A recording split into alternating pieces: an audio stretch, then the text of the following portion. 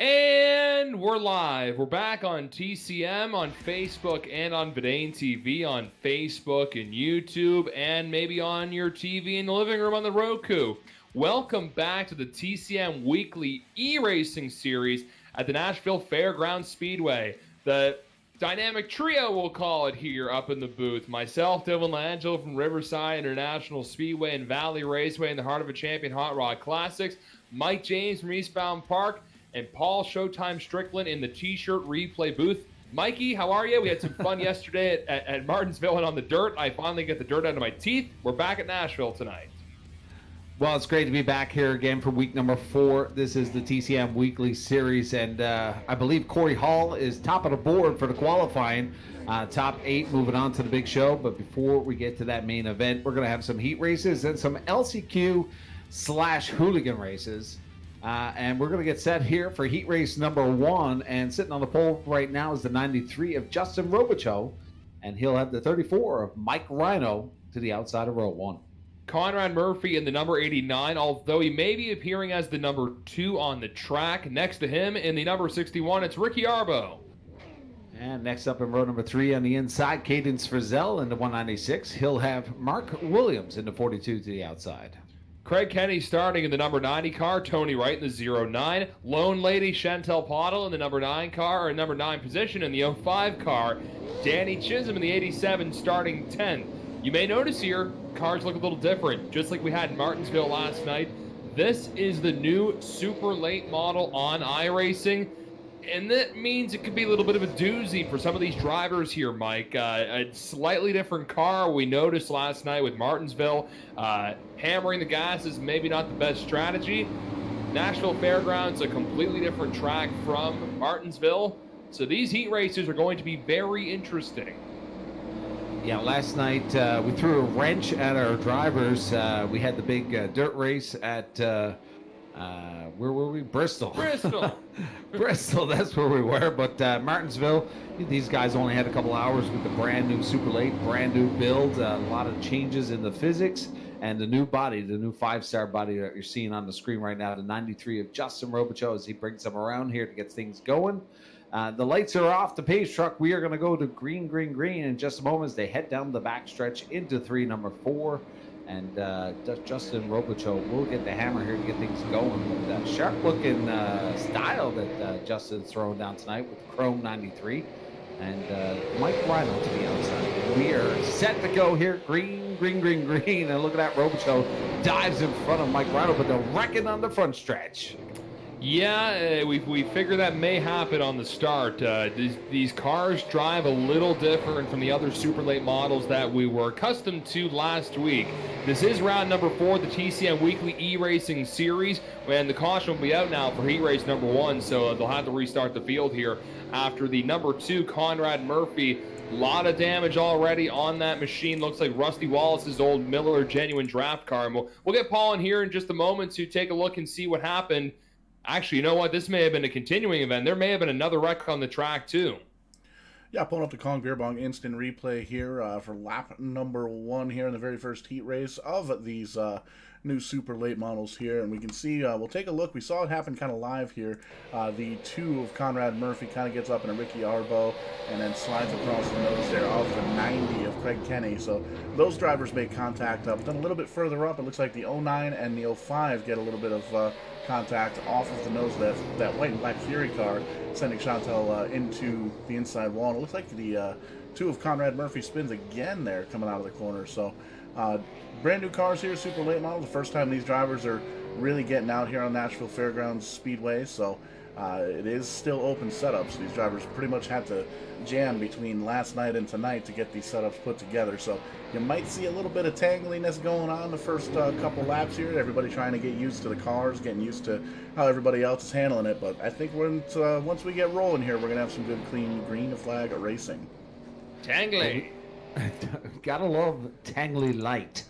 But these guys, we've noticed even last night, this new Super Late, they have to be careful on the throttle coming out of the corners because we've seen quite a few go into the inside wall with too much throttle, and she just wants to hook to the left here. So a lot of adjustments. Maybe before we get to the main event, these guys that are in the heat races will have a little bit of a sneak peek. Besides our qualifiers, Corey Hall was top of the board, and the top 8 will not have to duke it out here. But we will be taking the top 3, Dylan. They will be moving on to the main event. The rest of the field after this heat race will move on to the Hooligan LCQ Last Chance for Romance.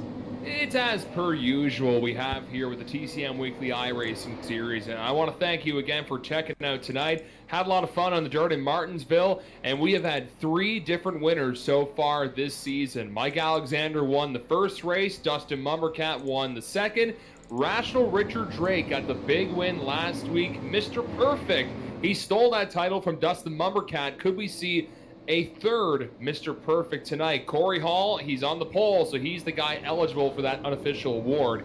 If you're wondering, maybe this was supposed to be a doubleheader night tonight, that has been pushed to next Wednesday on St. Patty's Day. So we'll have some fun. You'll have to get your green beer and your Guinness and wear something green to have some fun with us. Maybe get a little tangly, if you know what I'm saying. And I'm sure things will get tangly on the track, but it's fun doing these races. Way to kill some time during we'll call it this interesting part of 2021 with the pandemic here, at least in Atlantic Canada, starting to lighten up a little bit with more vaccines rolling out and hopefully more restrictions lifting sooner. Maybe that Atlantic bubble kicking off very, very soon. But we've got business to take care of here. Mike Rhino gets the green flag and gets in front of Justin Robichaux. And you mentioned, Mike, top 3 again. Move on to the 75-lap feature coming up, and we always know those hooligan races, they get pretty dicey towards the end. This is a 12-lap heat. Our hooligan races, LCQs, will be 25 and then 75 laps for the main event. Well, Williams and Chisholm are going at it back to theirs. Danny Chisholm does not want to go to that LCQ. He's been pretty sharp in these weekly series here in Nashville, and he's hot to trot right now as he does get around to 42, moves up a spot. Now his next target will be Ricky Arbeau. He is in the transfer spot, 61, but a wild ride there as they really get shifted around here as in the early parts here. 4 laps to go here, Dylan, as a few of them are tagging that outside wall. Justin Robichaux is all over the track. He manhandled that number 93, avoiding that bottom wall. Looks like it's maybe a little overcast here at the track. Not as sunny as the last time we were here, which will make it a little cooler and the track a little faster for some of these drivers. And again, with the open setups, you have to set up for what the conditions are going to be. So we could see a few cars that are really loose, and we see a few cars spinning further back with 2 laps to go. Usually the cautions don't come out for a 1 or 2 car incident. Depends on if it's a risk to the leaders coming up here with Mike Rhino and Ricky Arbeau. And we're keeping our eye on the battle for third. Justin Robichaux is holding it. Danny Chisholm wants it. Well, with the white silk just about to come out here, final lap, Chisholm only has a couple corners here to make a move if he's going to do it. Could Danny Chisholm end up in that LCQ? It quite possibly will happen here as they come around and the field. Oh, he gets into the rear. That's going to upset the balance of power. I don't know how the officials are going to score this one. Yeah, Danny pretty much dumped the number 93 car in the middle of turn 3 and 4. So, you can see Conrad Murphy a little eager to slam into the 93. It's like a mirror machine demo derby right there. We'll have to maybe get a call from the official, Tim Terry. He'll have to kind of come in here and knock on the door and let us know. That was my imitation of him, just sharp knuckles doing that. On the score sheet, it looked like Danny Chisholm was put to the back. Mark Williams will get the call for the top 3. Fair enough. So we're going to move on to the next heat race number 2. And the rest of the field that did not qualify will end up in that LCQ that we talked about. Travis Roma will get the call for the top position here in heat race number 2, the 38. He'll have Cody Moorcraft to the outside of row 1 in the 8. Row 2 features Riley Duncan and tied for the point lead, Brett Suggs. Coming into tonight's races, he was tied with Rational Richard Drake. That's without the drop race, of course, and Richard would get a few more points because it looks like he has qualified in the top 8. So keep that in mind. They were tied coming into tonight's races. Brett Suggs looking pretty good here in round number 4. And in row number 3 on the inside, the 5, Craig Tully. He'll have Daniel Vitch in the 29 to the outside. Newfoundland legend Bob Hutchings in the 77, John Byron in the 157, Martin Landry the number 20, and Mr. Suspension Brandon Campbell's back from his timeout after a little incident in the vocabulary department, but he sat in the corner and wore the dunce cap and all the other stuff you got to do when you're bad in school, at least when you were bad back in the day. I don't know, maybe he got the meter stick across the hand. I don't know, but Brandon is back tonight in the number 99 car. Why are you rubbing salt into wounds? I'm just saying. You're just rubbing it in there. We're going to get set to go. Here's Pace Truck exits. It's going to be Travis Roma with the hammer, that beautiful yellow machine, the 38. Gets it going here. He's going to cross over in front of Cody Moorcraft. But look at that. I believe that's Brett Suggs now crossing over to the bottom, trying to get that spot. And he'll move up to P3. Yeah, Travis Roma's car there looks exactly like the Sportsman he has at Scotia Speed World, and I'm looking forward to seeing Travis hopefully back at Scotia Speed World coming up this summer, and I believe their schedule is going to be coming out real soon, which is going to be pretty awesome to get back there on every Friday night, and the special events they'll have on the weekends as well. But we can see Travis Roma is in front of Riley Duncan, and Brett Suggs is in third.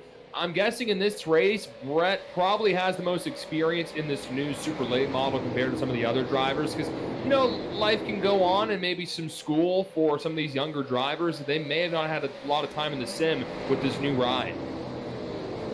Well, Brett Suggs definitely taking advantage of the new look here for the 5-star body with the chrome look. That's a brand new slick looking paint job.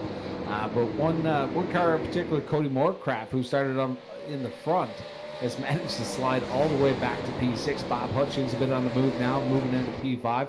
Craig Tully wants to get into that position, but it's going to be very difficult to get around that 33. He is one of our points leaders here tonight, and it's going to be a wild one here as Tully continues to press on at the halfway mark. We can pretty much consider Brent like an unofficial Atlantic Canadian at this point. He's been doing a lot of TCM racing, and he's very good at it. It shows how he's keeping up in front of the point standings. Not a great qualifying effort, clearly. If he's here in the heat race, it means he didn't make the top 8, which won't give him some extra points as well. But, hey, it's all good as long as he crosses start finish line in first later on, right? Yeah, and Suggs has talked about that in his post interviews about qualifying. It's one of the things that he's been trying to work on, but I don't know. It seems to me that he kind of tends to like the heat races to get that extra few laps in before the main event, as we see the Riley Duncan kind of drift up and wash up the track. Suggs did not throw it in there. Very calm driver, the 33 of Suggs. Does not generally throw it in there unless he feels that he's got a shot at it, and he's very comfortable around these drivers. One of the top cleanest drivers in the league. Seems pretty calm, cool, and collected so far, sitting in that third position. And yeah, we do have a Clean Hands Award, and currently Keith McClellan is leading that contingency award with an average of 3 incident points, and Brett not too far behind there with 5.3, tied with Mike Alexander. Funny enough, those were 2 drivers that got tangly last time we were here at Nashville Fairgrounds. And remember, Brett alluded that he's had some run-ins with one driver on the track. He didn't name names, but there's someone he's not exactly agreeing with here once the green flag flies. So we'll have to see if they get close to that driver. I got a hunch who it may be, but I'm not 100% sure. Magic but Mike? I don't know. Caution here. I don't know, because they were the 2 drivers that got into it last time. I don't know if it was intentional or not, but you know, it did happen. Yellow, yellow, yellow. That's going to bring our good friend in Showtime, Paul Strickland Jr. That it is. Looks like Danny Vitch sitting on the pit road. He's been there for a couple of laps, though, so we're going to pull up the Kong Beer Bong Instant Replay, find out what put us in this particular predicament, and we'll pull this up rather quickly here. Got to give a shout-out to Kong Beer Bong for jumping on to the Vidane TV airwaves here as an affiliate sponsor here. Check them out at kong.2drunk.net. Pretty cool little party favor. Basically helps you drink a beer really, really fast. So if you're a beer connoisseur like myself, then, you like getting smashed, brother? If you're in a hurry. If you're in a hurry. Let's just say church starts at 10 and you got to be there in like 2 minutes. Kong will get it done for you. Looking around the track, I'm not seeing anybody pointed in the wrong direction. I think it might have been the 20 car there, Paul, maybe. Yeah. Definitely, possibly, in the back of the pack here.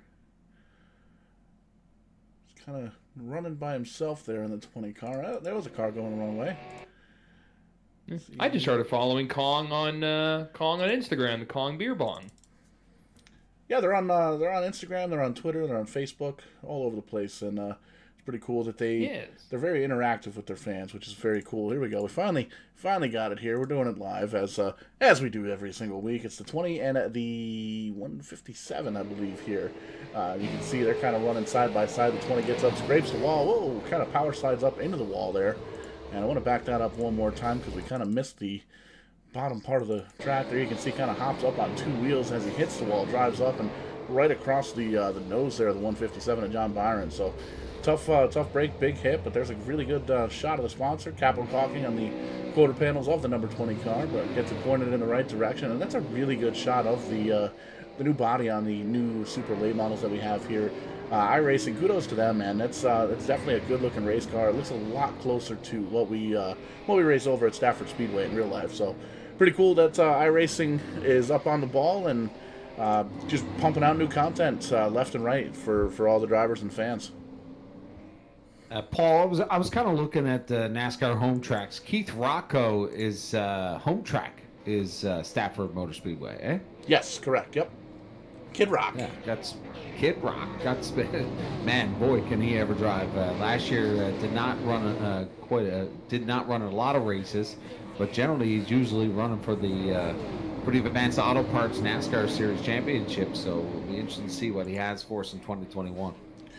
Yeah, for sure. It's going to be an interesting year here for a lot of the Connecticut drivers because Waterford Speed Bowl is no longer a NASCAR sanctioned track. Thompson dropped their sanctionship a few years back, and Stafford is kind of going solo this year as well. So I don't know if we're going to be running for any of the national titles. I know we do still have a couple of Tour Mod Tour Mod races that are going to be stopping by, but as far as the national championships, I'm not quite sure how that's going to work with some of the Stafford drivers.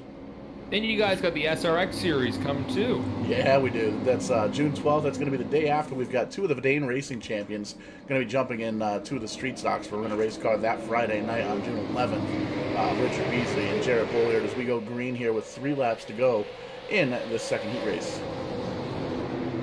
Travis Roma's been the man to beat so far, and you can see Brett Suggs got into second now, so that throws Riley Duncan in the hot seat, and he's got a whole pack of hungry drivers right behind him. Riley slides at the track a little bit. See a few cars getting tangly with the top of the wall, but single car incidents, no harm, no foul. White Silk is in the air. Travis Roma in front of Brett Suggs, and this is going to set them up pretty easy coming up for 75 laps, and Riley Duncan has also broken away from 4th place. 1, 2, 3, Roma, Suggs, Duncan finishing out heat race number 2. Not sure what happened to the 5 of Craig Tully. He was running in that 4th position, trying to take that spot away from Riley Duncan, but ended up to the back of the field, so he might have wrecked there. But Cody Moorcraft, who started on the front row, unfortunately did manage to figure things out, and he finished in 4th. Brandon Campbell went from the back of the field all the way up to 5th, but those will actually be fighting out in the LCQ as, like you said, Travis Roma, Suggs, and Duncan moving on to the main event. Fighting, as they say in UFC. Fighting, dancing, getting diggy with it. Getting dirty.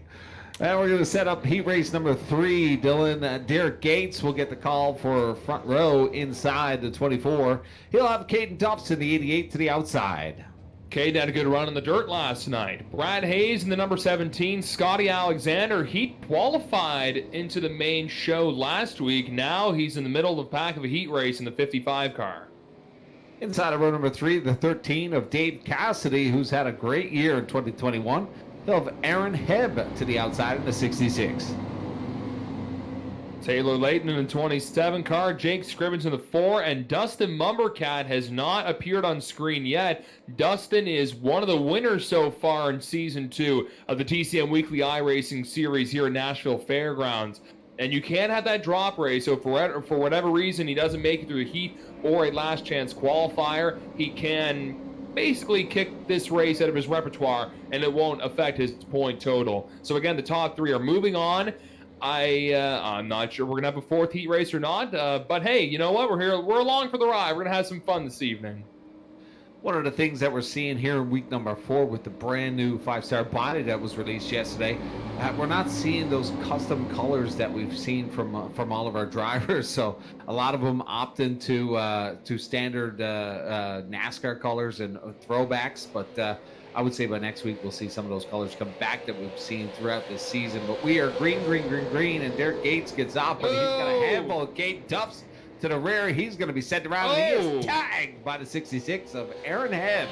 Oh boy, I don't see him live. I don't even know why we got to talk to Paul, but we're going to bring him in anyways. Aaron Hebb, I don't think got the message that there was a car at the top of the track. Sonny, you got brakes? Caught the spotter sleeping just a little bit. There you can see we saw it happen live, but we'll give you a little slow motion action there. Green flag waving, and there you can see Tufts gets shot down on the low side. 024 tries to come down and with the block, and not quite clear. There you see a little bit of a tag from the 55, gets on around, no problem. And then there's a big hit right there, boom, with the 66 of Aaron Hebb. That's a tough hit. That's a big hit. It's going to be, wonder if that 66 is going to be able to finish out this heat race with a decent finish. We might have to actually see him in the last chance for romance here coming up very, very shortly. Boys, it is curling season. The Briar is on. Maybe the spotter was telling his driver, hurry, hurry. Look out. Osh. Well, Brad Gushu still curling for Newfoundland?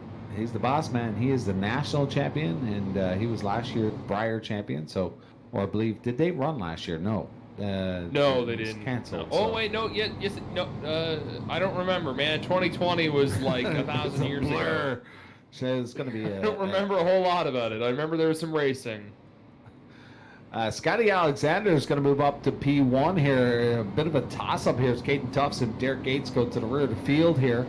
But Scott Alexander to 55, he's had some good runs, but unfortunately he had some bad luck as well. But Brad Hayes will start to the outside as the single file come around. Lights are still out on the Page truck as we get set to double them up and get back to racing. It's to almost the halfway point here for heat race number 3.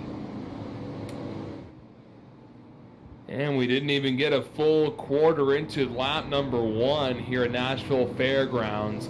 Getting excited for some racing coming up. We were talking a lot about the dirt race coming up at Bristol. This weekend they're going to be racing out west in Phoenix, and then they're in Atlanta with the Cup Series, and then in a few weekends, that big dirt Bristol race with the trucks and the Cup Series. Man, oh man, that's going to be some wildness on that track. Not sure what to expect, but a lot of fun stuff coming up.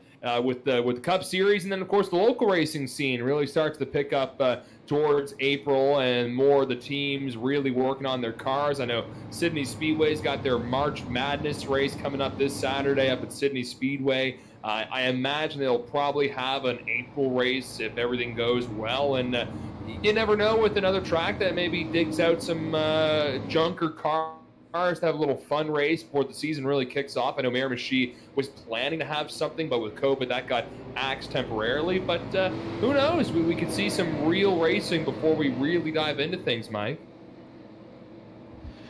Yeah, I know everybody's itching to get back to the track. I can only imagine if this spring speeds up, the clocks are going to go ahead this Saturday, and seems like the COVID cases are going down in Newfoundland and Labrador. We cases, and they have announced that we are going to go back a step on this lockdown to level number 4.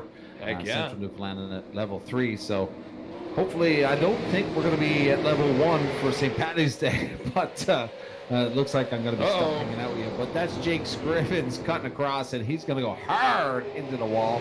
He's going to take a partner with him. Yeah, he took Derek Gates, so he calamity'd right in.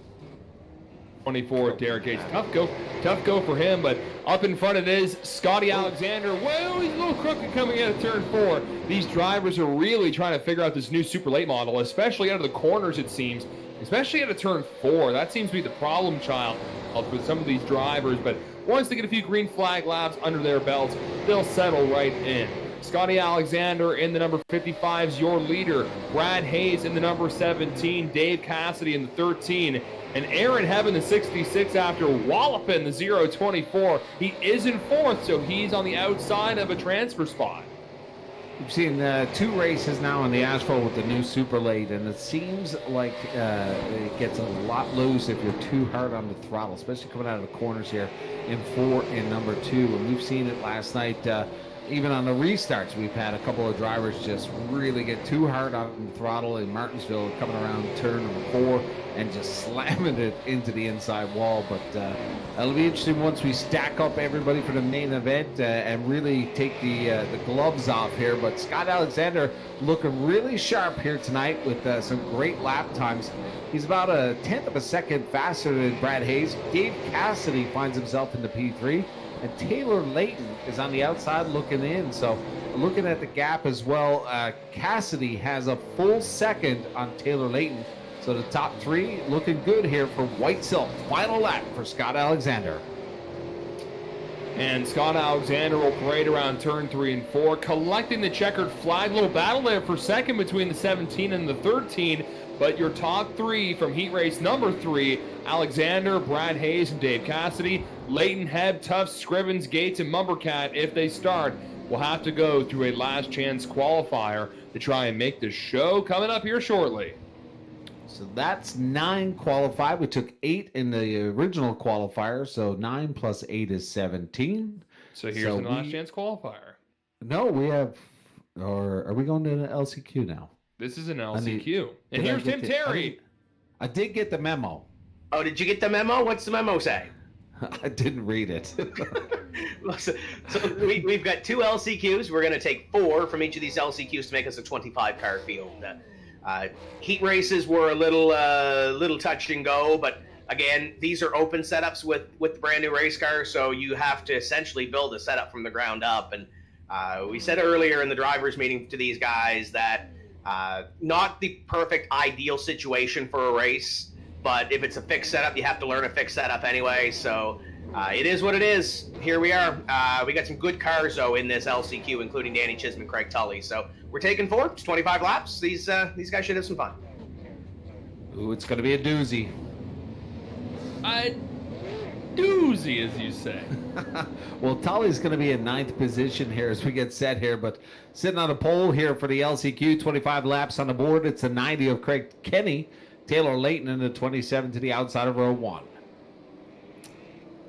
And Brandon Campbell will start 3rd in the number 99 car. Tony Wright in the 09. He'll be starting 4th.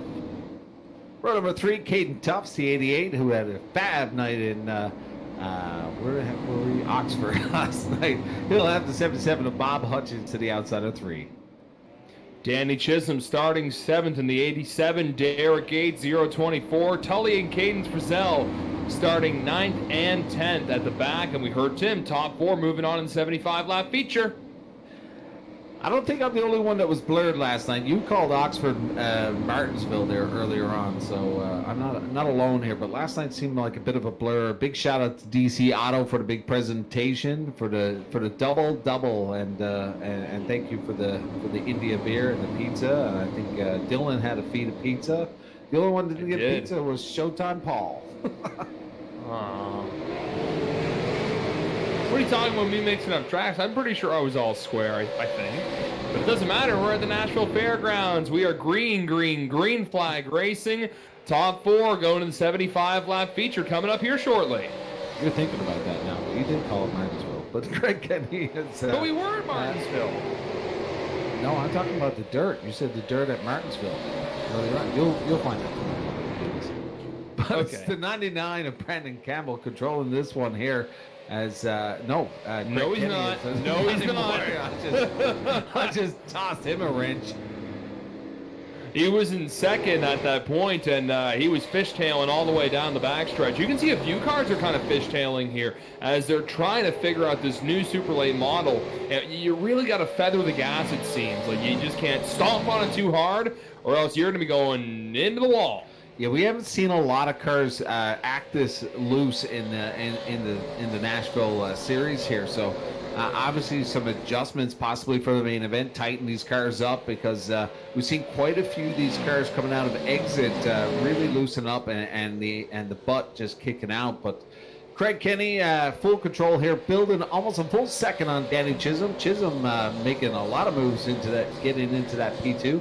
Caden Tufts, the 88, Taylor Layton, the 27. He is going to have the target on his back, as that is the transfer position. Derek Gates to the outside, looking in P5, and he's only 0.3 of a second off the mark. And again, the top four, pardon me. I don't want to mess that up too much. Top four going into our main event tonight, 75 laps to try and find a big winner. Will we find a two-time winner so far in this series, or will we have a new winner? We'll find out by the end of the race coming up here, but this is the first LCQ. First or maybe two. Did Tim say we're having first or one or two? Two.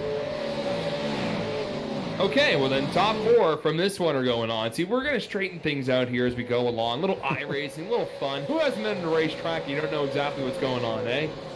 2 LCQs, top 4 from each one, and then then the gloves come off. We're going to see that top 8 that qualified. Top of the board, Corey Hall, if you just tuned it in, and the top time. He will be the pole setter here tonight for the main event. 75 laps will be on the board as we look in here, and a lot of cars are loose coming out of the exit here as we continue to see this happen here as we have a peak right here at the 27, battling, trying to get to the 88. Throwing a little bit of a bumper there, close to the number 88. And you can see as soon as they get close, Caden got a little loose, and Layton dives low, trying to get underneath the 88. Oh, and hammer the brakes a bit. And Derek Gates also had to watch out, and Tufts is all over the track right now, really trying to collect that number 88 car. These new super late models, it seems once a car gets right behind them, it just takes the air off it almost. Hutchings right now is watching this battle unfold. Taylor Layton is inside the window. Derek Gates looking in, but look who is lurking in the back. The 77 just watching this unfold. What a battle for P3, P4, P5, and P6. Yeah, I love these tangly races and watching the bubble positions at the last transfer spots. You can see 2 of the last transfer spots being held currently by the number 88 and the number 27, Caden Tufts and Taylor Layton. Danny Chisholm and Craig Kenny, they've checked out completely. Oh, Layton body checks the wall, and that will open a door for Derek Gates and now Bob Hutchings. So Bob will now slide into P5. He is 1 position away from moving on from this LCQ to our 75-lap feature. Hutchins, a veteran from central Newfoundland, going all the way back to the 80s to the dirt track and then into the asphalt, built the Thunder Valley Speedway, but he's like a crocodile on the edge, just lurking there, was watching all that unfold, picked up a spot. He's got 1 more to go to get into the main event here as he now sets his sights on the 24 of Derek Gates, but our top 3 hanging in there now as Caden Tufts, Craig Kenny, Dan Chisholm building a bit of a bridge here. Caution out at the 15 mark. That's going to bring in our good friend Paul Showtime Strickland Jr. and our friends at Beer Bong Kong Beer Bong Bong Dick Bong Bong. and that's Mike James with the sponsor remix. Looks like it may be the 196 of Cadence Frizzell here in trouble. Slow as the caution flag comes out and these cars get woed up. So we're rewinding the instant replay, taking a quick little look-see here. And looks like all by the lonesome here in the 196, just kind of coming into the corner, getting the apron just a little bit, upsetting the car. And there you can see on the corner exit, just slams into the outside wall, and another car getting up on 2 wheels. And then a big hit on the nose of that the front of that race car. But tough hit. We did see Cadence pull down pit road. That truck, nickel in the jar. That super late model. All three of us tonight. Holy moly. It's a blur. It's a blur. Everything's a blur. Trucks was a car. Tonight's a car. Trucks are dirts and asphalts, all sorts of different surfaces, vehicles. We're going to be racing rocket ships tomorrow. Mustangs without keys. Coming down pit road and going to try and get some repairs done to that machine, but may very well be done for the night. Wow, chicka, wow, wow. Well, Chisholm will get the start here on this restart as we count down the laps. We'll probably have 7 to go here as they are still single-filed, tagging around the pace truck here, the official pace truck. Last night we had a sneak peek of the brand new iRACING pace car. Sharp-looking vehicle. Opted to park the Mustang. I'm not sure, but was that a Camry? I don't know. Google it. I will. I'll be right back. Go on my Google machine. Do you have one of those funny Google things that you talk to? Oh, don't get me started. There's 3 of them in this apartment, and they all speak French. So don't speak French around it. It'll start speaking French back to you. Yeah, my daughter has it. She's always talking to it. I was just like, I don't know if I like that in my house, listening to us all the time, all the screaming and yelling with the crowd in my house. Ask it what it knows about Vidane TV. What's that? Ask it what it knows about Vidane TV. Absolutely nothing. Nothing. Zilch. Well, if it was in North Korea, probably not. Yeah, Google doesn't exist over there anyways. Well, we'll see a double up here as they get set to get this thing going. Counting it down, 19 laps completed. 25 is the mark here. For the LCQ number 1, top 4 going to make it here. Bob Hutchins will be on the inside of row number 3. Really going to want to get on it here and close that door to the outside line here. Just keep an eye on this restart to see if the inside line can get together here and put the block onto the outside. The 24 of Derek Gates is out there, as well as Taylor Layton. So be interesting on this restart. Oh, Hutchins looks to be to the... It looks like he's starting 5th. He's starting 5th there, Mike. So he says 6, but anyways, he's on the inside and we're gone. He's on the inside.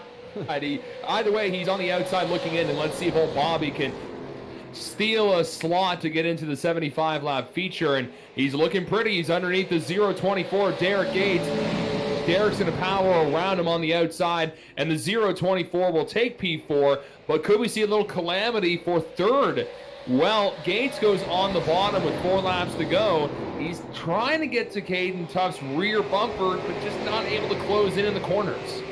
Really surprised there that they weren't able to close the gap there on the inside line, but he'll have to go back to work with 4 to go. Time is ticking now. It's a ticking time bomb for Bob Hutchins as we see Brandon Campbell to the rear of the field making lots of moves by himself back there, trying to get any bit of speed to get going here, but he's going to fall off the map right now as we count down the final 3 laps. It's going to be Chisholm, Kenny, Tufts, and Gates with Hutchins looking at it. Oh my God!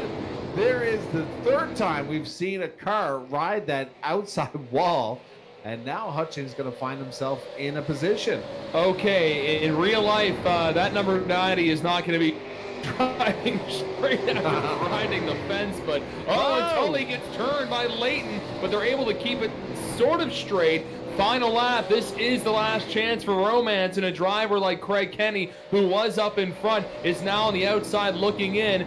Danny Chisholm is going to roll around turn 3 and 4, winning this LCQ. Caden Tufts, Derek Gates, and Bob Hutchins in the 77. They're going the 75-lap feature. Hutchins just got a gift for the 90 of Craig Kenny.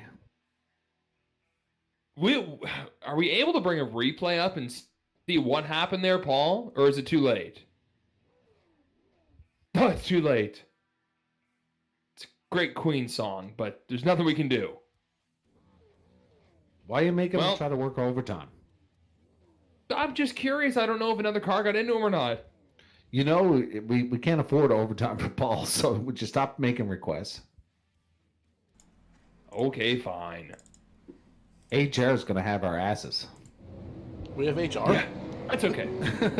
Yeah, Vidane TV HR department. The ones that forgot to check in my mail.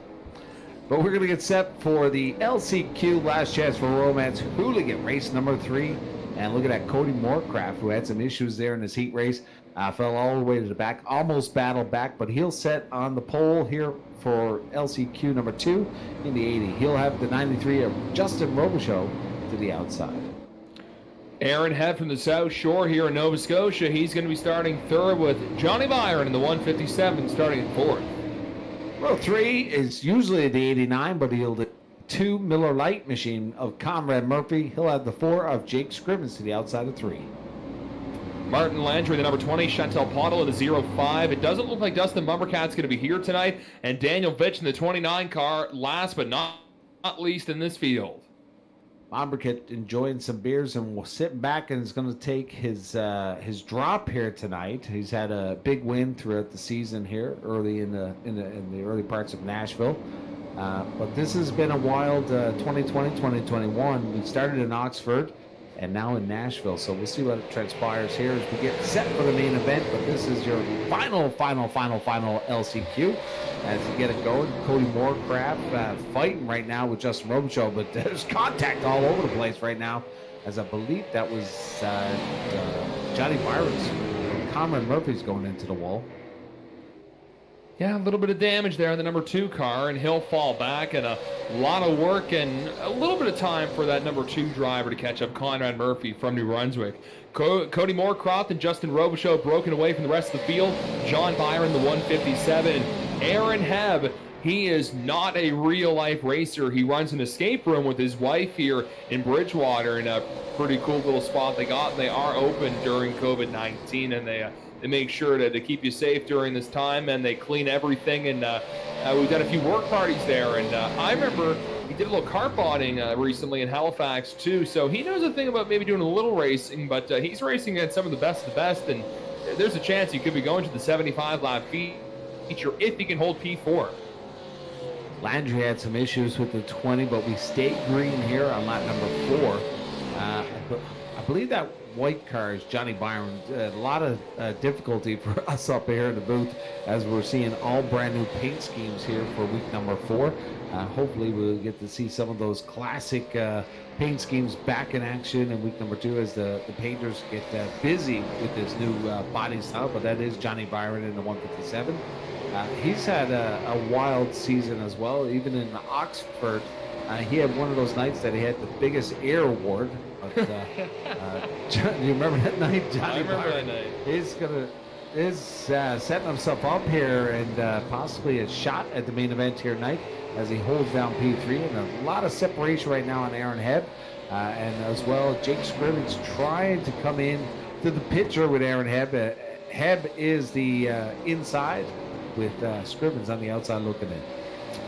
And he is making a little move on the bottom, and Aaron is starting to close in on third and second, duking it out there, trying to go for the same real estate, and Byron will cut low on Robichaud. Here in Nashville, the middle lane can work. It just is not as fast as the bottom, but then you get a nice run on the backstretch, which you can see here is sort of working for the number 93, keeping consistent pace, and that is helping Aaron Hebb in the 66 catch up to those 2 cars in front. So a 3-horse race for second. You want to be a little careful here, though, boys. You don't want to take each other out and offer up another position to someone else. Well, you know, we're watching right now the 93 really speed to the outside here, made it work, and managed to squeeze back that spot on the 157 of John Byron. So kind of a little bit of foreshadow before we get into the main event, but it looks like there's a bit of speed to the top of the track with the new model here. What we've seen over the first 3 weeks has gone out the door as these guys really throw down and get used to these cars. We're not seeing as many cars getting loose here in the LCQ, so maybe some adjustments after that first heat race, and the guys getting adjusted for the main event. Just getting all settled in here before we go 75 laps here at Nashville Fairgrounds. I would be safe to say that a guy like Mike Alexander and Rational Richard have qualified for this race. Top 8 again made it on qualifying time. We just only caught that Corey Hall got the pole, so Corey has an opportunity to go from start to finish leading the entire thing, and we'll see that real soon. We are at the halfway point of LCQ number 2, and not as action-packed as our first race. But hey, sometimes you like a little calmness on the track. Who likes calmness? Are you a race fan, or are you... I'm not going to say it. Well, you know, you know what? And it's going to be even calmer because the guy who had pressure on Aaron Hebb, Jake Scrivens, has pulled down to pit road. So I'll say, you know, a lap or two of calmness is okay to catch your breath. But seeing a race like this, if you paid $100 for a ticket, yeah, see, we'll get a little angry. Well, Cody Moorcraft is making up for that heat race. You know, he started on the front row, went all the way to the back, made some adjustments, and worked himself up into P4, just one spot outside the transfer for the main event. He's been in full control of this throughout this whole event, LCQ, and he is the fastest car on the track, fastest lap time, as well as running 18.786 right now, about 0.2 of a second faster than the rest of the field. And things again are starting to intensify a little bit. You can see the number 93 car. That's Justin Robichaux. I don't know if he was here last week. He may be another driver who has to utilize that drop race. I know for sure, I think we heard Tim say that Ashton Tucker is not here tonight. So, whoa, what's going on? We got one driver almost falling off the track, falling off the face of the world. Hebb got really loose back there, and just kind of was something we've been talking about, this new update on these cars. It's too much throttle coming out of the exit here, and he almost lost it but saved it there. But we're seeing Chantel Pottle. She is off the screen right now, headed down pit road as we continue on. She could go down a couple laps here. She is one lap down. Vitch is the last driver, top 6 on the lead lap here. With 6 to go, it's all up to Aaron Hebb to try to hold that spot as he had that massive save coming out of exit. And he has got such a distance over Landry in the number. At this point, Aaron, just go for a Sunday drive here. Don't really try and stomp on the throttle. Don't try and push the envelope. We can see 2 drivers that are starting to push it a little bit, push it real good. 157 Byron trying to clear the number 93. And this will give you a better starting position in the 75-lap feature coming up. So there is a little bit of importance if you want the track position, but at the same time, you're racing a bit harder here when it's almost guaranteed you're going to be moving on here. I just have not been in these shoes of these drivers with these types of racing. I'd love to get an iRacing rig. It'd be a lot of fun. So I just can't get in the mentality of thinking, you know, how hard do you really want to race and do you really want to conserve? Well, Johnny Byron and Justin Robichaux have been going door to door for quite some time, but with the new update, and we've seen a lot of these cars getting really loose. I mean, this is dangerous with 4 to go here. You know, it's only a matter of a little bit of extra throttle here, and next thing you know, you get these 2 cars collected, and it's going to flip-flop this field. But you talked about the gap that Aaron Hebb has built right now. That gap is basically a half a track, 9-second gap. So very comfortable back there to P4. Aaron Hebb looks to be safe to make the show here, but if Johnny Byron and Justin Robichaux keep this up as they finally separate, as Johnny Byron picks up that spot, we could be in a situation where we could have a caution, but it looks like they're going to sort things out here. White silk in the sky for Cody Moorcraft. Moorcraft going to try to take it home. And we haven't really focused a whole lot on him because he got away from the field real fast. But this is going to set up the final 4 positions for tonight's 75-lap feature. Moorcraft wins, Byron second, Robichaux third. And how about Aaron Hebb making their first feature in the number 66 car? Martin Landry, Daniel Vitch, Conrad Murphy, Chantel Pottle, Jake Scrivens will not be making the big show here tonight, so they'll be sitting in the grandstand peak having a beer. Dustin Monbiquette having some issues here tonight, probably with internet. He has been a no-show for the heat race in LCQ, so he's going to have to use that drop race. So we are getting set for the main event, and our pole setter, Corey Hall, is set to go. Has not got the quick peak like our Brett Suggs has had. So it'll be interesting to see what our top 8 have for us, as they have been cooled down for quite some time here tonight. Corey Hall will get the pole, like I said, in the 83. Keith McClellan, Danny Mack, the Bud Light machine, will be to the outside of 1. Rational Richard Drake, he won last week. He's starting in the 141. And Mike Alexander in the 75. He's starting 4th. Row number 3, the 83 of Chris Roma. He'll have the 1 up to the outside.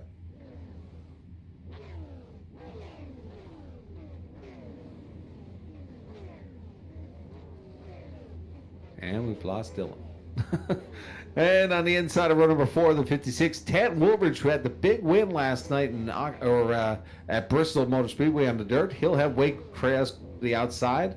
Row number 5, Mike Rhino in the 34. He'll have Travis Roma in the 38.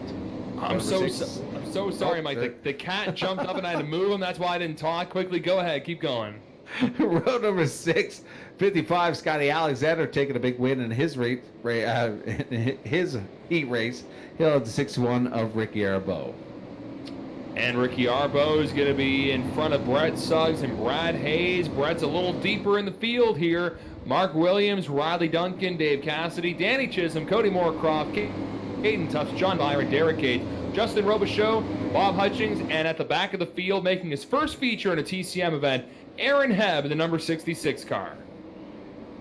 Pretty excited to get this going. 25 cars into field here at Nashville. Brand new super late model.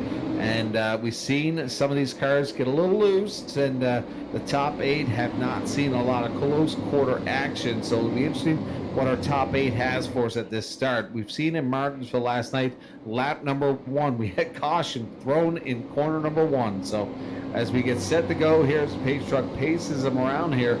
It's going to be Corey Hall in the 83, Keith McClellan to the outside. Pace truck is exit. We are set to go green, green, green, green. And Corey Hall gets a great jump as he exits over to the outside. Now 25 cars on the track with this new super late model. How is it going to fare? I may want to hang on to something a little bit here these first couple laps, especially when these cars and these drivers are trying to warm up the tires. And we're already reckoning turn 3. Hang on to it. We called it. And we did. Better buy a lotto ticket. 6:49. It's Wednesday night. Paul, Showtime, Strickland. Bring in the Kong beer bong. Bada bing, bada boom. Yeah, big wreck towards the back of the pack here. Just backing up the old instant replay. And looks like there's quite a few cars involved here. A couple of cars getting by just barely. But we're actually going to take a wide-angle shot if we can. This looks like a good enough shot. We'll do the old slow-motion instant replay, and you can kind of take a peek here as these drivers head on down into turn number 3. It's hard to see where the initial contact is. Looks like Mike Rhino actually loses it by himself there in the 34. A couple of drivers trying to get slowed up. There you see the 67's involved. The 56, Tanton Woolbridge gets in there. There's the 87. He gets a hard hit on the outside wall. And a lot of drivers just kind of trying to smash on the brakes and get the cars slowed up to avoid any of that tangly situation there. But tough break for a lot of these drivers. See if we can look one more... Take a look at the blimp view. There you go. Yeah, look at that. Great minds think like me. How about that? Oh, Mr. Goodjob. There's the contact. You can see the 34 right there. We're going to back that up one more time. The 34 seems to kind of lose it by himself. You see him come in here, hits the apron, gets loose, and as the 56 slows up, he gets a shot from Craswell in the 67. There you can see one of the Roma machines getting up in there, and Ricky Arbo trying to get down, but Duncan was there, and kind of a tough break. There you see the 99 of Brandon Campbell sneaking on by on the bottom side, no damage there. Bob Hutchings doing a great job getting that thing slowed up before he gets any damage. So a couple of bumper cars actions here. Really the only big hit, it looks like, was the 87 machine there, the white and black Danny Chisholm race car. But everybody else looks like they're going to get by with just kind of a quick lazy spin, maybe a little bit of sheet metal damage, but nothing too crazy. Chisholm on pit road, the 87, attending to that damage. So these guys do not have the quick fix that we've seen in some other events. So these guys are going to, last night. A lot of quick fixes at the early part of that race. I believe it was Ricky Miller. Was on lap number 1, corner number 1, but we've seen it again. These guys getting adjusted to obviously a lot of big changes in the physics. The throttle response in these cars is a little bit different. Cars acting a little loose in the corners here, but pace truck has exited. Here we go. Corey Hall gets the hammer again. He fires immediately and grabs a huge gap right now on Rational Richard and as well as Keith McClellan, but a lot of too wide action as he coming out of the corner. Roma. Hang on to it, that's Roma. Man, he was getting jiggy back there. Yeah, you don't want to get too squirrely like that on the backstretch, especially with a lot of cars right behind you.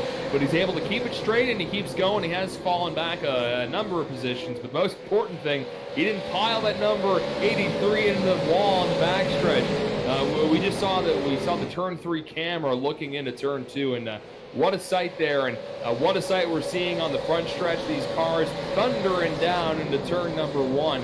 Corey Hall has broken away from Richard Drake and Mike Alexander. There's no halfway awards here. It's just straight up 75 lap racing. Very exciting here tonight as we're seeing more 2-wide race and a lot of guys hanging out on the gaining some speed. We did not see that in the first 3 weeks, so obviously some adjustments here in the model for the Super Late model. They're finding a little bit of extra speed to the outside, which is going to be a wild one as we count down the laps. 9 laps completed as we continue to see a few cars hanging out to the bottom and getting a bit of a run here as they dive into the corner. Yeah, I haven't really noticed if the driving styles have changed too much aside from being maybe a bit gentler on the throttle in the turns. It's going to take some adjusting for some of these drivers. If they did a lot of super late model racing before the update, this is going to completely throw a wrench in your plans, and you can see Hayes. He was a little loose, and he's still getting beat around like a pinball at the top of the track, and he's still getting hit, and now he climbs the wall. Can he hang on to it? He takes out a few of the cars, including, well, shockingly, he didn't take out too many of them. They were able to hammer on the brakes, no caution, so poor Brad. Oh, he's a mess right now. He is a mess right now. He's pissed. He should sign up for the Canadian Hell Drivers. Hold on. Okay, he's able to keep it down. It's going to go down a lap, though, here as Hayes gets it going here and really takes a breath now, collects himself, rejoins the field. But if caution comes out right now, Hayes will get that lap back with the lucky dog rule. So he needs to maintain composure here and really get back in the game here. Yeah, it just was crazy that we actually caught all that happen on the Vidane TV cameras. And that's how quick something can happen here at Nashville. You can just have one bad corner, and it sets you up to have a horrible lap. And in that case, that was a horrendous lap, the number 17. So Brad has gone a lap down at this point. I guess just try and stay on the lucky dog position and hope another caution comes out. And you never know with the TCM racing. Sometimes you have a bunch of cautions at the top end and have none for the majority after that. And it's early on here, lap 15 of 75. Corey Hall so far has led 15 straight laps. Granted, a handful of them have been under caution. And you can see Roma, he's grinding the wall a little bit. It seems like once you get kind of bucked up to the top there, it's hard to get back down to the bottom, especially with a lot of traffic around you. And you can just see how battered the right side is on that number 83 machine. Be interesting what the response is for the 83 because he had a bit of getting pinned to the top there. We're seeing quite a few cars there earlier on. We see, I think it was Moorcroft getting really loose and almost tagging that wall. But props to these drivers and the skill level here of keeping this green here and really throwing down here with the new model and doing a fab job trying to keep this thing going here. But a lot of excitement here at Nashville as we're seeing quite a few big saves here as these guys really hammer down on the wheel here, trying to control these cars out of exit and the entrance and really pedaling right now, trying to maintain that throttle response to not wreck each other. Got to be a little careful here coming up on lap number 20 of 75 here in Nashville Fairgrounds. We've seen Mike Alexander get the big win. We've seen Dustin Lumbercat steal a little win here. And we saw Rational Richard Drake get the checkered flag last week. Right now he's in second with Mike Alexander in third, staying pretty content. But Rational Richard has caught up to the 83. Corey broke away real quick from that restart, and it seems like Richard's figuring out this new super late model pretty quick. Rational's been superb here in season number 2 here in Nashville with big win and the excitement that we hear in his voice and going for a championship here this season. But we do have currently a Mr. Perfect Storm. The 83 has led all 22 laps here tonight. Can he go the distance? We've seen, I believe, 3 Mr. Perfects here this year. So Could we see a repeat here tonight as Corey Hall is going to try to hang on to it? He's thrown down some pretty venomous lap times here. He's about an eighth of a second faster on that last one from Richard Drake. He's also not the best lap of the session. Rational Richard Drake actually has the fastest lap by almost a tenth of a second over Corey Hall, but currently they are pretty tight right now between each other on lap times. And we're coming up to a third of the way through here, and we got a little green flag stretch coming up here, and we can see a few slower cars coming up here in front of your leader, the 83, Corey Hall. Looking to the rest of the field, if your favorite drivers in this main event, after third, Scott Alexander, he's going his way through the field here, so he's not too far behind the number 75, so Scott Alexander is in fourth. In fifth, it's Keith McClellan. He was on the front row. Ryan Messer, haven't seen a whole lot of him in this race. He's in number one. He's in seventh. Wade Craswell in the 67th and eighth. Travis Roma in ninth, and Riley Duncan rounding out the top 10. So a few of the drivers, Mike, they've just been slowly snaking their way through the field quietly here. Yeah, we're 1/3 of the way, and just looking at the lap times, we're going to see a lot of lap traffic in this race as Corey Hall and the top of the field here are about 4/10 of a second faster than the rear quarter here. So we're going to see these laps start to calculate, and we're going to see a lot of traffic as they're going to have to come up through some of this field as we're seeing a bit of a gap right now in the lap times from the rear of the field to the front. So it's going to be a full freight train right around this track very shortly as Hall comes up on some traffic. And he'll have to just take his time going around those cars.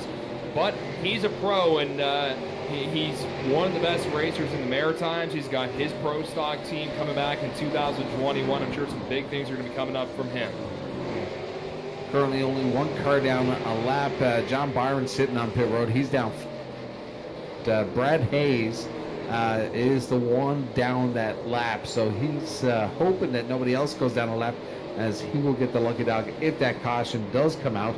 We're having a peek right now at the one of Ryan Messer as he battles it out back there with Wade Craswell, the 67. 67 close quarters to the back bumper of Ryan Messer. Messer's had some stints of success here at TCM's special events as well as the season, and he is top drivers here in the iRacing Atlantic Canada.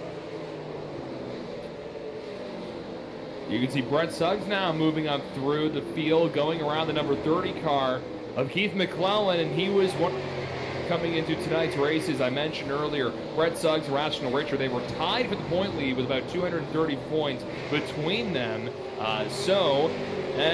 Tonight, Dustin Mumbercat was in third, and he's not here, so that will throw him back a little bit, but I think Tim also keeps in mind the drop race as well, so no Mumbercat and no Ashton Tucker. No, and I mean, that's going to be a shakeup in the points, and, you know, Ashton Tucker taking the big championship win in Oxford Plains. Was hoping to see some success in season number 2, but did not make it to the main event in week number 1, so I think it's a bit of a disappointment that he hasn't been a repeat here, but he is one stout driver and has been having some great success on the real track as well as here in the simulator, but hopefully we'll see him back in week number 5 and see if he can take a couple of big wins. But one thing to talk about right now that we haven't seen a lot is Mike Alexander and Scott Alexander. Scott has managed to join up with his brother by 9/10 of a second. So that a little bit of shake and bake action from the Alexander brothers as they hold P3 and P4. And we're seeing Bob Hutchings and Aaron Hebb going down the lap as Corey Hall starts to navigate through the field here. He's going to put a couple cars down the lap. And good on Aaron Hebb and some of those slower drivers moving out of the way of the faster cars and not playing a huge factor in the finish of this race. And we're only halfway through 75-lap race. Again, next week is the dub on St. Patrick's Day, so that's going to be some fun.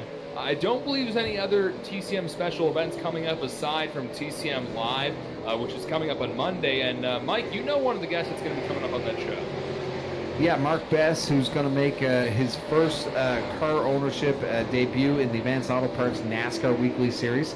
He is a NASCAR Division II champion from back in 2016, the first year that Eastbound joined the NASCAR family. So he has a championship under his belt. He'll be showcased with Tim, and I believe you will be there in Denver. So pretty exciting. He is one wild character, I can tell you. Always a pleasure to call the 78 of Mark Best, and he is he's got a tradition when he wins a race. He always goes in reverse so he can see his fans, and he always really salutes the reverse right around the track. So. Pretty awesome, and hey, the fans are the most important part of the track, along with the sponsors and the drivers. It all comes together, makes a circle to make things go round, really. And I want to thank you for tuning in on Vidane TV or Tim's Corner Motorsports TV here on Facebook or YouTube, having some fun on a Wednesday night again. Myself, Dylan Langille, Mike James from Eastbound Park, and Paul Strickland Jr., along with Tim Terry and Paige Drake in the race control tower virtually, and they do a lot of work to make sure these drivers have some fun, and it's been pretty fun for Corey Hall. I imagine he's been whipping the field so far, leading, contending to maybe get a little Mr. Perfect, and my goodness, he's got a full straightaway lead over the number 141 car. Yeah, Corey Hall has been able to navigate through that traffic a little bit better than Rational Richard Drake. Richard Drake is now 2 seconds, 2 1/8 now behind Corey Hall. Now he gets a clean air and tries to get back on the hammer. Looking at the lap times, both are pretty much equal on lap times, as Rational Richard will find a bit of a bridge that he's got to come back and fight back here. But hopefully for Richard is if Corey Hall gets snaggled with some lap traffic. But we are actually going to see a caution here on lap number 44, so that's going to help out the 141. And big, strong green lap run. But we're going to bring in Paul Showtime Strickland Jr. to have a peek at what happened. Yeah, taking a quick look, it looks like the 13 of Dave Cassidy's down on pit road, and for good reason. It looks like he gets a little bit of wall riding action, as we've seen throughout the evening here. Just pulling up the Kong Beer Bong instant replay, and there you can see Dave Cassidy in the number 13. Running down low, clips the apron just a little bit. There you can see the 66 up, wall riding, and looks like he comes back down. The camera kind of skips a beat there as it goes on the infield, so we'll back that up again. You can see the 66 come into the shot, up into the wall, and then he just kind of comes down and clips the quarter panel of the 13 and sends him on around. Not a big hit, but definitely enough to put some damage. And you can see the 13 immediately calls for the tow truck to get out of the racing groove. He's going to sit down on pit road. Looks like he's already lost 2 laps waiting for that tow truck to get him on around and into that pit road. But looks like it's still Corey Hall and Richard Drake up front. Looking less than 30 laps to go here, boys. Yeah, very strong green flag run. Corey Hall dominant here and has put down quite a few cars down laps here. 18 cars currently on the lead lap. Bob Hutchings, I believe, will get the call. He will get the call to go around the pace truck. He will be the lucky dog recipient. So now 19 cars on the lead lap here in Nashville. 46 completed. 75 is the total that we need to reach. Can Corey Hall be Mr. Perfect here tonight, Dylan? On the restarts here, we've seen him fire immediately and get a great jump on the rest of the field. Will he switch it up here and try to hold back that field before he launches?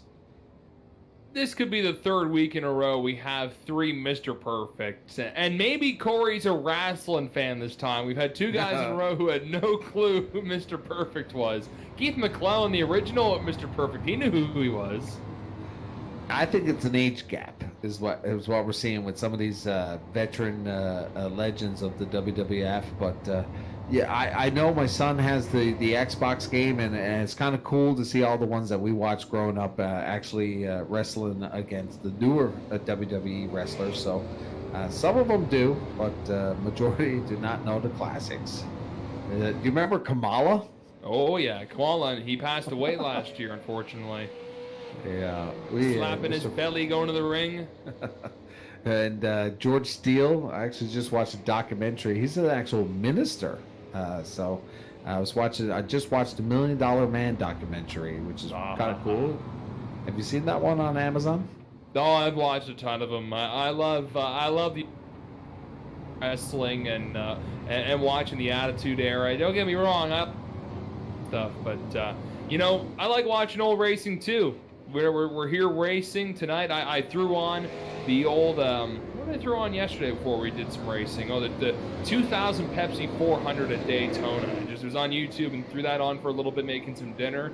So you go in the old races and watch it from years past, and some maritime racing here and there. Heart of a Champion on Facebook, upload some old ACT Actor racing and also some NASCAR racing. Pretty cool, right? You get to kind of experience what happened in the yesteryear.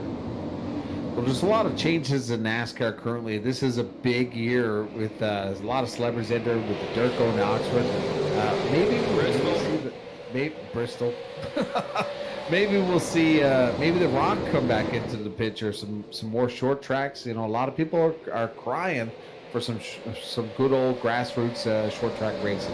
Corey Hall fired right away, and he will continue to control this. But now, Rational Richard Drake has a battle on his hand as Mike Alexander gets the bottom of him. They'll go door to door. A little bit of a crossover action back there. I believe that Scott Alexander dives to the bottom, and he'll get to the bottom of the 33 of Brett Suggs.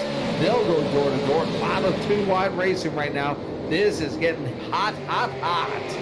And if you remember, this is an open setup race, so you can tweak whatever you need to. And then with these new cars, they would only have the 1 day of practice and today earlier to really work on that. Corey Hall has broken away from the field with about 23 laps to go. We are double wide, about 3 rows back, now starting to finally settle in. Mike Alexander trying to get around the number 141, and here comes Brett Suggs in 4th, right on the quarter panel, the 141, Rational Richard Drake. Scott Alexander wrapping up the top 5 there, but for how long? He's got a bunch of cars behind him, and now we get another caution on track. Gloves are going to come off, but before we get to that, we're going to see some replays here from our friend Paul Showtime Strickland Jr. Take us back, bud.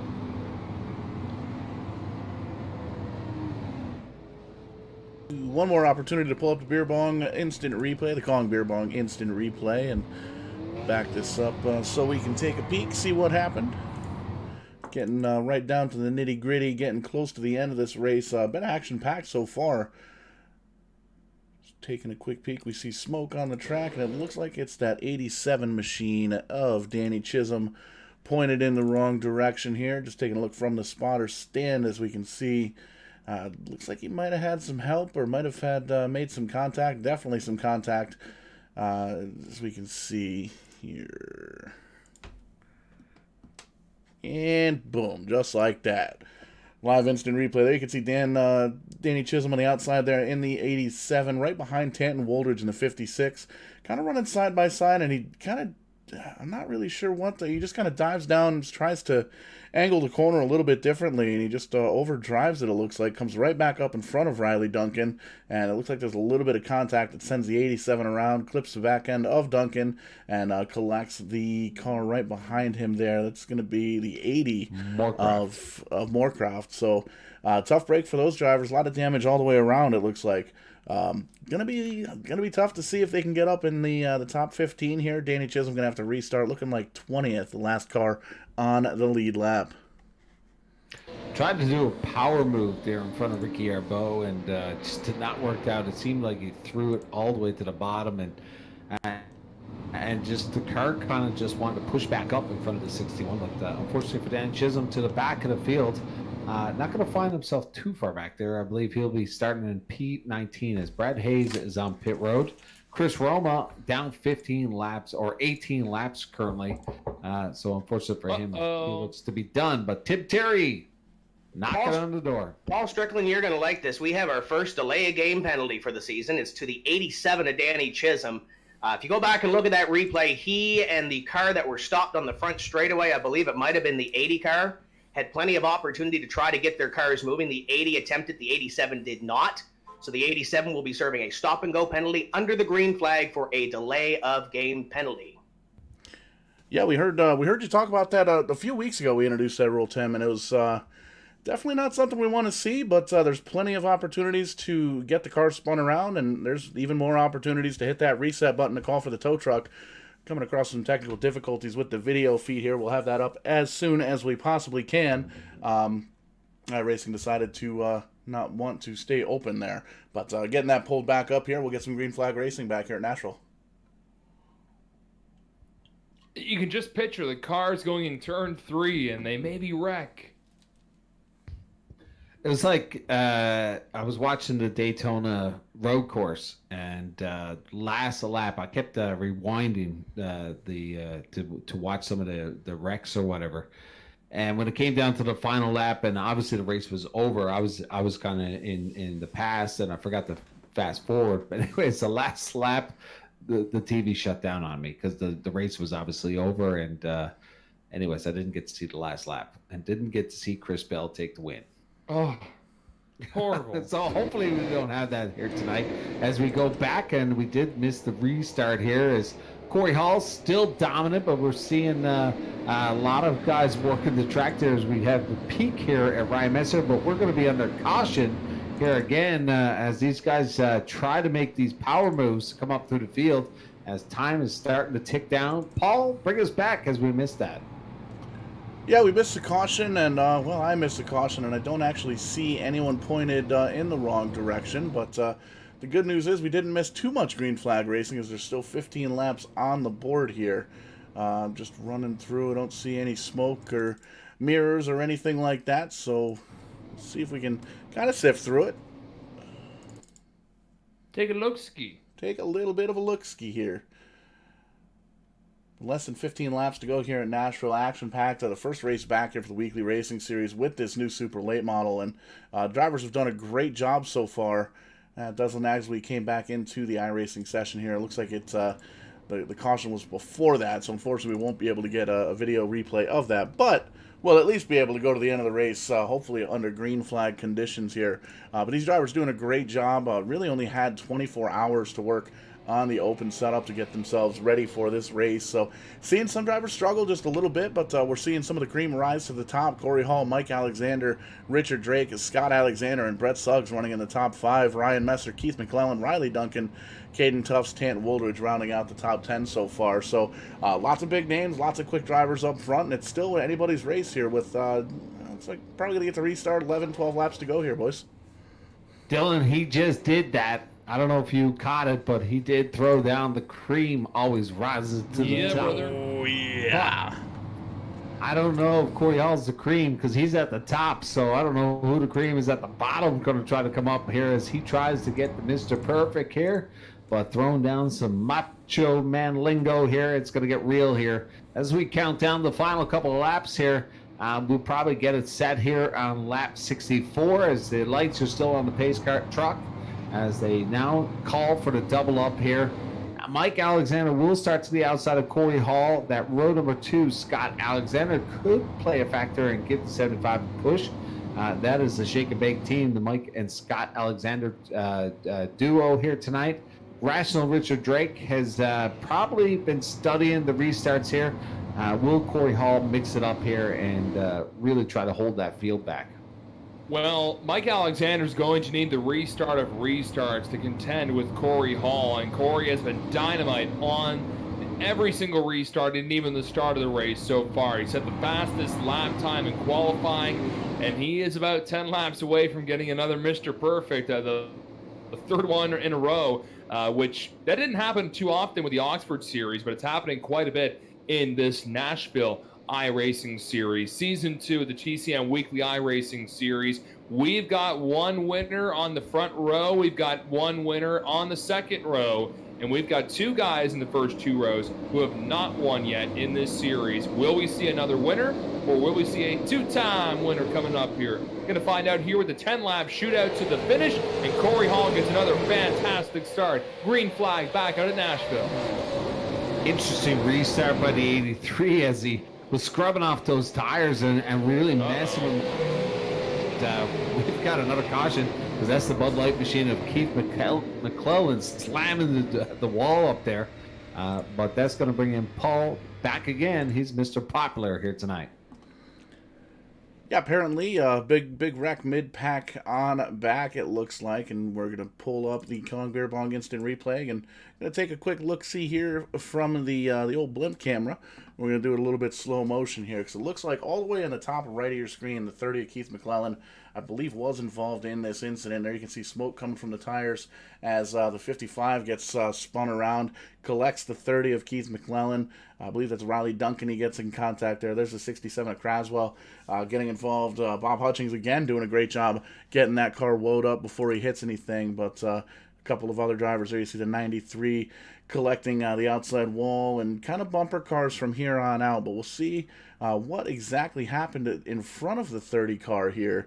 As you can see, it looks like maybe no contact between drivers, but there you can see the 55 on the outside kind of scrapes the wall just a little bit. There is a little bit of a bump there from Suggs. Looks like got in there just a little bit too hot. Don't think it was intentional. Brett Suggs, one of the cleanest drivers I've seen throughout the iRacing service, all the different leagues he runs here on Vidane TV, but gets into the back bumper of the 55, sends him around, and, well, calamity ensues. You can take another peek at it here from the blimp. But man, oh man, going to be restarting with less than 5 laps to go here, boys.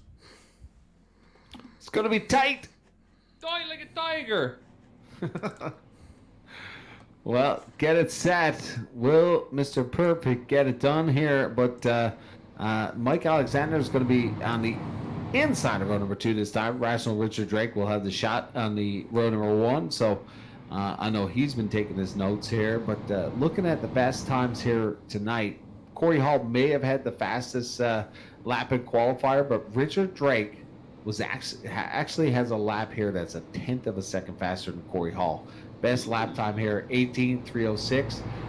Mike Alexander's best time here tonight, 18:33.26, and Corey Hall's best lap, 18:407. But Corey Hall been very consistent here. Has been throwing down a couple different variations on the restarts. That last one really messed with Mike Alexander, as right before that restart he was scrubbing off the tires, just really messing with Mike Alexander's head. So there was an opportunity there. Corey Hall did get a bit of a gap on the 75. But we had that caution come out in turn number 1, and we're going to reset here with 5 to go. Okay, if you thought any part of this race was crazy, wait until this restart, where all these drivers are going to really gun it to try and get as many points as they can. And yeah, we are building on points here, so the higher you finish, the more points you get. And coming into this evening's race, we had Rational Richard Drake near the front of the field, but Brett Suggs was the point leader coming into round number 4, along with Rational Richard Drake. So they were tied, and things are going to be a bit interesting once we refire here. Brett Suggs looks like he's been deeper in the field with Rational Richard on the outside of Corey Hall. Finishing off another weekly race here, 5-lap shootout. Corey Hall stomps the gas. Here we go, green flag back out. Suggs must have got caught up in that calamity earlier on, but he's all the way to the back of the field, and this is number 21. Fortunate for him for the points, like you said, but we are counting down him as Hall 4. He's going to make it 4 to go here. They had a handful there, counting them down, 4 to go. Mike Alexander getting a little adjusted there as Rational Richard Drake continues to battle to the outside. They go door to door, a little drag race down the back stretch here as the battle for P2 continues to brew as Corey Hall builds a little bit of a bridge, almost a half second on Rational Richard Drake now as he checks out to another planet. Drake has broken away from the 75 car, Mike Alexander, but I just don't think there's going to be enough time for Richard to catch up to Corey Hall. He has been the class of the field, and now there's a slower car in between Corey Hall and Richard Drake. 2 laps to go. I may have spoke a little too soon. It looked like Corey maybe clipped the wall a little bit, which is going to help the number 141 to close in. But again, with only 2 laps to go, it may not be enough time. Around turn 3 and 4, White Silk is flying in the air for round number 4 for the TCM Weekly E-Racing Series. And Corey Hall is 1 lap away from being another Mr. Perfect. Didn't race one of these rounds here, so he's already used that drop race a little loose there on the back stretch. Taking her easy in turn 3 and 4. Slow car behind him. Another Mr. Perfect in Nashville. This time it belongs to Corey Hall in the 83. That car coming out of pit road was the 87 of Danny Chisholm, who's a partner of the 83. So I maybe serving a penalty, like Tim had said earlier. He came out of pit road just out of nowhere there, which is a bit wild. But Rational Richard Drake does manage to pick up a lot of points here tonight. He'll finish in P2. Mike Alexander picking up the final podium finish. Ryan Messer, Caden Tufts, Keith McClellan, Tanton Woolridge, Riley Duncan, Mark Williams, Ricky Arbeau, your top 10. Then another big win for another really big driver. There's the top 11 through 20th. Cody Moorcroft, Derek Gates, Roma, Hayes, Hutchings, Heb, Robichaux, Brett Suggs. Not a good night for him, finishing 18th. That's really going to hurt his point total. I imagine this may have to be a drop race for him if he hasn't used that already, because he finished third somehow last time, so he wouldn't drop that last race. This is certainly going to be it unless things get worse for him. Wade Craswell, Scotty Alexander finishing 20th after he was in the top 5 for pretty much the entire show. Danny Chisholm, Mike Rhino, Dave Cassidy, Chris Roma, and John Byron finishing 25th this evening. Tim, we're finishing up this race here. What did you think of the new super late model here in Nashville? Honestly, I think they did a better job than they did last week, race-wise. A little bit of green flag run in the middle. There was a couple of issues, middle of the pack, back of the pack, but you'll have that. That's racing. Congratulations to Corey Hall. We're going to see if we can get the top 3 in here. 4 races, 4 different winners. Richard Drake, Mike Alexander put on a great show. Caden Tufts came from the back of the field. Lots of stories throughout. And now we will step forward and head towards the double, but I think we're going to pull in our second place finisher here. You guys can have a quick chat with Rational Richard. Sounds good. Mike, you want to talk to Rational Richard? That's it. Rational Richard Drake, the 141. You got a copy? I got a copy, Mike. Hi. What's up, Robert Ducky? Man, oh man, you've been hot this season in Nashville. I don't know if it's the music or the heat, but you're really cranking it up here. I got to say, congratulations on putting down the fastest lap of that battle, 18:306. You're a little bit quicker than the rest of the field, but unfortunately, with these restarts and these cautions, you just couldn't get it done there. Take us through tonight as you prepped for this brand new super late model. Did you get any practice in today, and what was your plans coming in? Yeah, great question, man. It was something getting a brand new car yesterday and then dropping us here at Nashville with not too much knowledge. Honestly, it was quite different. The first thing I did was plug the old setup in, and it just doesn't work at all. Totally different cars. So we had a late night of tuning last night, and we were back at it this afternoon. So just doing the best I can to figure out the quirks of it. It definitely feels quite a bit different. I think I'm going to like it in the end, although my first impression, I was a little unsure of it. But no, it was good. I think I put a little more into my short run game today. Corey definitely had the awesome car in the long run there. So you saw I kept up with him at the beginning, but he really had a great long distance pace. So kudos to him. I wasn't able to match that, but definitely proud of our finish and had a lot of fun running 2 wide. A lot of quarter turns, so yeah, you put a lot of time in. Were you finding on the exit the car was kicking out on you? A little bit. I mean, we're kind of doing that on purpose, trying to do everything you can to get the car to turn. It gets really tight after a long run, so you're kind of doing everything you can to be as sideways as possible without losing speed. Right on. Well, congratulations on your P2, Richard. Man, it's so exciting to see you up here on the podium here, and looking forward to your stretch here for possibly a championship. Do you think you got something for the rest of the field for a big championship in Nashville? Oh man, one thing I learned at Scotia was you really can never count those chickens until they've hatched, which means until you're over the finish line on the final night. So I'm going to do the best I can, and any cushion is definitely appreciated, but literally anything can happen. So I think the fans still have lots to look forward to. Well, I know you got some special sponsors that get it done for you. So who you want to thank tonight for your top 2? Absolutely. Big thanks to my team, Kinetic Racing, Pat Healy of the Laker News. Happy to have you on the new car, Covey's Auto Recyclers, and you guys at Vidane. Thanks a lot for all you do. One final question for you, Richard. You must be counting down the days for Victoria Day weekend to get back to the real track. Any preparation now for the final stretch here? Yeah, no, good question. We're honestly, things have still been a little bit in the shuffle. I mean, we're definitely planning on doing the full-time season if we can. We've been still moving since my dad moved shops. We still haven't had a permanent home base yet, so still working on trying to figure out a good way to prep for the season, but I'm sure you'll see us out there for sure. We love it and can't wait to be back out there in real life. So we'll be there. Well, hopefully one day I'll get to see a race live and hang out Patty Healy and finally have some pizza with my good buddy Dylan. But we'll see you soon. And congratulations from all of us at Vidane TV and TCM. Thanks a lot, Mike. Save a slice of that pizza for me. It's a pizza thing here at Vidane TV for some reason. Pizza. Well, I believe who you want to take, Dylan? Well, let's talk to our winner. Maybe he's having a slice of pizza celebrating. Corey Hall, you there, my friend? Yeah, I gotcha. No pizza, but would willingly take if anybody's offering. Well, you deserve a perfect pizza tonight, bud, because you led every green flag lap. You are Mr. Perfect. We've been kind of throwing that title around because the past 3 winners have led every lap so far. What did it take for you to dominate this race? Honestly, it took a brand new car, basically, new setups and all that.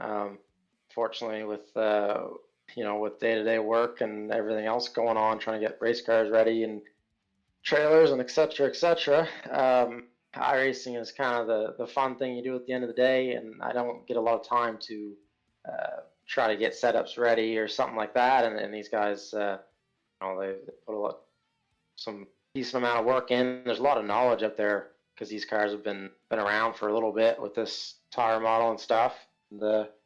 Anyways, it just kind of worked into advantage where everyone was on a clean slate coming into today, and I got together with Danny and Craig helped me out build a race up, and it was really good. I mean, it was not perfect, but it definitely drove really good compared to what I've had, so I was quite happy with that. So you like the new super late model that they made here in iRacing? I guess it's too early to see. I also did a race with Craig there last night, and it was at USA, and he beat me by 2 seconds. So I have no idea where I stand on how I feel about it, but it's certainly different and something everybody's got to adapt to. So we'll see. But I'd like for iRacing to hopefully get closer back to the direction of where the balance doesn't change this much. You really got to start the run incredibly free to end the run good, and you'll still end up being tight in the middle. So hopefully they can kind of work at that. But nonetheless, it was a good race. You were mentioning there that you're pretty busy setting up cars for King Racing and yourself. Are you planning to go full tilt with your own pro stock for 2021, or I get kind of waiting to see how the year unfolds with the pandemic and everything? Yeah, obviously, I wish, and anybody wishes to be able to run full time, but it's just not in the cards between funding and of course everything that's going on at King Racing. We got a lot of good things going on, and a lot of great customers that we work with, and we obviously got to put them first. So just working on trying to make a schedule that suits everybody, and we can get out and have some fun. So it'll probably take us out of some of the bigger shows, but getting going with the new team and everything we went through last year. I don't know if we're ready for a 250 or anything like that, but we'll see what happens. Just try to keep plugging away at getting these 150s and learn about the car, work on my driving, and I got a great group of guys at King Racing with Andrew and Rolly and Judy, and then all the guys that come to the track to help me. So it's there's a lot of information, and just got to try to make the best of it. Well, you're making the best of it here on iRacing tonight, Corey. Congrats on getting the win, and we'll see you next week, and maybe you can make it 2 for 2 in a row here. Well, we'll see. It's qualifying is always a hand-in-hand deal. You never know what's going to happen. Track conditions always seem to change a little bit. We'll see where we stack up. But thank you guys for broadcasting this. I hope everyone watching had a good time watching, and congrats to Richard and Mike on our podium finishes, and it's good racing them, and hopefully we'll see you next week. Corey Hall getting the big W tonight, our 4th different winner in this series. And winner during the first event, Mike, we have Mike Alexander here in the virtual announce. Take a minute. Hey, Mikey, you got a copy? Yeah, I got you, Mike. Always a pleasure to chat with you at the end of these races, dude. You're always consistent. You're always there, and unfortunately tonight you came close, but did not have something there for Corey Hall. Take us through tonight with the new Super Late. Did you have some issues with the new update? The other guys were saying where this was just a clean slate for everybody. You know, there's not a lot of information out there, like Corey said, and you know, I knew Corey was going to be really tough to beat. He's so smart with the setups, and he's such a good driver that, you know, I knew he was going to be the one to beat coming in here. And you know, if my goal pretty much was just to finish second, and I would have been happy with that. Coming in, did you watch a bit of the dirt race last night at Bristol? No, I actually didn't get to. I was playing in a hockey league, and I didn't get to watch it, unfortunately. Yeah, I was really hoping to see you there. I know your brother was out at a strong run. We would get back to Bristol on the dirt once again, but I guess your plans now of attack, spend a bit of time here the next week, preparing for next week as you're having a strong run in here in season number 2. Do you think you got a shot at this championship? You know, we'll keep giving it a go. You know, I'm not the smartest person when it comes to setups. You know, I just kind of keep trying things and hope they work. And you know, I need to try to figure something out. I can't get it. It's just always too tight in the center on me, and I just can't get it out of it. So, you know, we'll keep trying different things and come back next week and see how it goes. It's not basic math, is it? No, I don't know how some of these guys do it. You know, it's you got to be a lot smarter than I am. We'll really look forward to you coming back, Mike. Who you want to thank for getting it done tonight? Just the guys at Rev Racing, and I also want to give a shout out to my father. The run he had a great run going. You know, it sucks to end it that way, but just shout out to him. Pretty proud of him. Yeah, R&R Kinsman's Auto Salvage, CRF Chassis, Celtic Air Services, Port City Race Cars, Carnahan Property Management, McDonald Automotive. I think that's it. I'm probably forgetting somebody, but. Well, see, I just learned something because I thought Scott was your brother. That's your old man. So I learned something from over here on the island. Maybe one day we'll get to see each other in real life. But great show, bud, and look forward to seeing you back here and on the TCM special, season number 2. The thing we're doing. Excellent. Whatever. The Indian beer is taking effect here. Oh, what a fun night. We got another new winner in Corey Hall. I mean, not a new winner, he fair share of TCM races, but here in this series, Tim Terry, did you think we were going to have 4 unique winners early on here? It doesn't surprise me to see the names that are there, but there's still some names that haven't won a race this season. You look at Ryan Messer, you look at some of those. Danny Chisholm's been strong. You know, qualifying is good. Brett Suggs, obviously, is a name that's probably going to be there before the end of the year. Ricky Arbo. List goes on and on. And there's only 8 races. So we'll figure out how that happens as we go. But congratulations to Corey Hall. Another big win. Thank you guys for being a part of this the last 2 nights. Great to have you guys on board. Our next show for TCM is the TCM Live Show coming up on Monday featuring the Beast Mark Best. Curtis Collins is going to join us. And Andrew Lively is going to be on the show as well. So a sportsman show on Monday night. And then we're back here on Wednesday. But Paul and Kyle, they have to run because they're hopping a plane to wherever they're going, Coda, for the Fatheads Cup Series. So that's going to do it for us here this evening.